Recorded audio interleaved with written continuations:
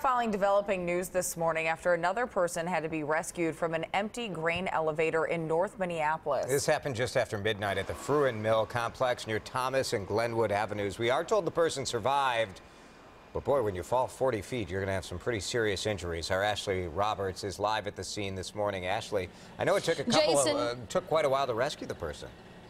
Yeah, that's right, Jason. It took crews about 2 hours to reach and rescue the man. They say he was, as they put it, urban exploring at the Fruen Mill complex with two friends when he fell about 40 feet. Now, this call came in a little after 12 p.m. The Minneapolis Fire Department says the group was in one of the lower towers on the property, approximately 120 feet. The man actually fell about 40 feet and suffered serious face injuries and possibly a broken leg, but his injuries are considered non-life-threatening. Crews say the rescue went smoothly, but are sending a stern warning this morning about how dangerous this is.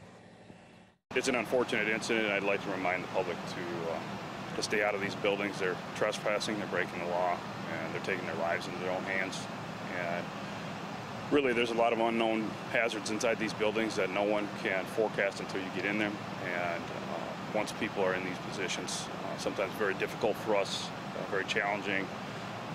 And quite frankly, very risky for us to come in and remove them from these buildings that have been vacant for as long as these buildings have. And how the group gained access is still a question. We know the Minneapolis Fire Department has dealt with a number of these similar incidents here at the Fruen Mill complex in the past 12 months. Officials say they are now working with the city on securing this building so that this doesn't happen anymore. Ashley, thank you. It is a perpetual problem. Let's look at the history of incidents there. Last summer, a man fell 60 feet and had to be rescued. In 2006, two people died in separate incidents after falling from that same building. And in 2005, a teenager fell 7 stories and was rescued there after 3 hours.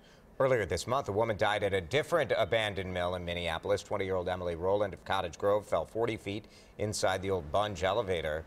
Fire officials say the U of M student was climbing inside with 2 of her friends. Crews have since boarded up the entry points, but they told us at the same time if urban explorers are set on getting in there, there is little they can do to stop them.